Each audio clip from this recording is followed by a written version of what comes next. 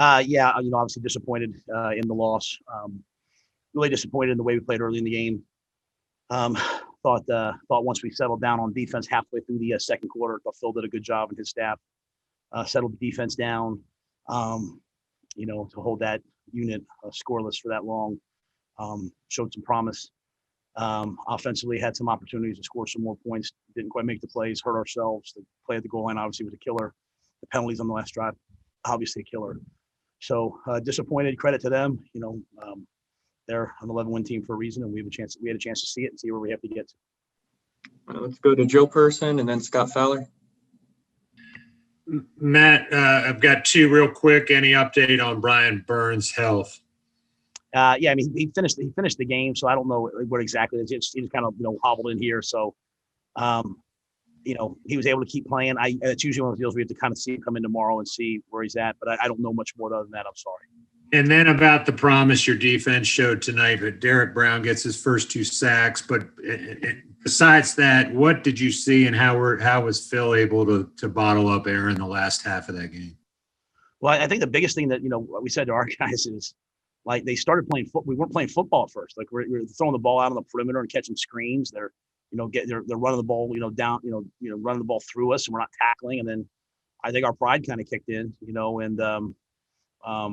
we played better after that. I thought we had a good feel for what they were going to do to our 3-down package. Thought we covered well. But we got off the field on third down. I think they were 4-6 on third down in the first half, and then obviously getting pressure, getting sacks, Derek getting sacks, Brian getting sacks. Those were all huge things. So I want to I think Phil did a great job of saying, hey, this is what they're doing. Let me go to this.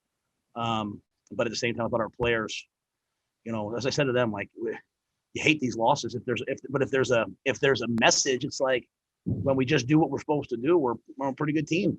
So our defense just kind of settled down and started tackling. I thought, I'm being long-winded here, Joe, but I thought one of the key things was our corners. Like, Troy went down, Rhule went in the game, and I thought our corners stepped up and tackled in the run game. They were cracking our safeties, and that was a huge difference. So I think we just kind of started to play better. Matt, Melissa Stark said you on the broadcast that you told her at halftime you've asked Teddy from day one to never reach the ball out like that. I wonder if you could discuss that play a little more and that comment. Yeah, and it's not Teddy, it's just our team. We don't reach the ball across the goal line until fourth down. It's just kind of a principle. We don't do it. We never do it. And Teddy talked to the team. He admitted, he said, I should have done that. I mean, get to the moment. You can't do new things. You're at Lambeau in December, facing a good team. You have to just trust yourself. I'm not talking just about Teddy, I'm talking about the whole team, but that play was emblematic. We talk about a dramatic shift. Had he done that on fourth down, I could live with it, right? But just not on first down, especially when I thought we ran the ball well when we did run it tonight. So, but yeah, that's a principle in our team. We don't reach the ball across the goal line until fourth down. Was that the play call though? Or did Teddy freelance that, or was that the call? No, and just kind of going back. Teddy never. I mean, unless we give him some latitude. Like last week, I feel like the problem was on us. We gave him too much latitude. I mean, we had the ball down at the 6-inch line. Joe tried to call a tempo. We run the tempo on 4th and 1. He tried to call a tempo call and get us into get a quarterback sneak and get in the end zone. We felt like that was one of the good things we were going to do. Instead of running the sneak, though, instead of just running what we do in practice, he jumped over the top. Again, that's something I think you do on fourth down. You don't do that on first down. Go to David Newton and then Elena Getzenberg. Yeah, man, just to clarify that, it feels like you're saying that's not the call you would have liked there, that you would have preferred maybe to give it to Mike Davis or something else at that point. Is that correct? Or no, sir. No, I'm saying Joe called it. Joe calls the plays for us. He called quarterback sneak. It's just that's not how we execute it. I mean, I'm anticipating we run quarterback sneak, we wedge in, we push in there, like quarterback sneaks in the NFL right now are like 90%. They just kind of, you usually score on, usually get to the yardage or score on. So it was first down, quarterback sneak, try to catch them. The referees held us because some of our guys started to run on the field and had to run back off when Joe went tempo. So the referees held us, but we should execute that play. I have no problem with the play call. It's first down. You run the sneak, you don't get in, you're at the 6-inch line. The next play we hand it off. I was not going to kick a field goal there. So we had 4 down. So my issue is, really never about the play calls, just the execution of the call. I expect every play can work if we do it right. Just, we don't reach the ball up over the goal line. Again, I hate to beat him up on just that one play, but because there's a lot of things today that weren't up to our standard across the board. But that play just can't happen. Matt, I was wondering first, do you have any update on Troy Pride? I know he didn't come back in, but I said his hip. They said he was down, and they just never came back to me and said he was back up. So I don't know the extent of that. We just turned to Rhule and went from there. and then can you go through your decision down 11 points to have Joey kick that field goal and then give the Packers the ball back just with over 2 minutes remaining? Yeah, if you don't do that, then you have to win on the onside kick.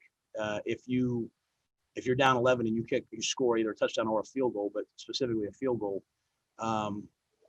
then with one timeout you can also use the 2 point. So I knew that we have a minute left, so they said, hey, we have to get a 3 and out, and I felt like a 3 and out for us would be better than a they call it an onside kick percentage. I think right now the onside kicks in the NFL like 5 to 7%. So that's how we said we would do it. We wanted to do that. It worked out perfectly. DJ hit that big run, because if he wouldn't have done that, we wouldn't have been able to do it. And luckily for us, then the other part of this, Joey has to be able to kick the ball through the end zone, right? If they return it, then you have to get the 3 and out. So we got the 3 and out. So that was our strategy. It worked out. Again, we wanted to have the ball. We had the ball at the 50-yard line with a minute left or whatever. And unfortunately, a holding call and then a grounding call put us back, kind of under duress. Let's go back to Joe Person. Matt, the pass rush tonight, 5 sacks. Is that sort of the promise that you were kind of referring to when you see, flashes from this defense? Yeah, I think Aaron Rodgers right now, he's destroying offenses in the passing game. I think for us to get sacks, and it's really the first time we got sacks with a 4-man rush. Got some pressure, but got some 4-man rush sacks. We got them in key times, right? Knocked them out of field goal range, got one at the end of the game, got one at the end of the half. And then for it to be inside as well. So, as disappointing as we are when we lose, there's a lot of positives, but those players, that they got to continue to grow, continue to play better. I was happy to see them make some plays.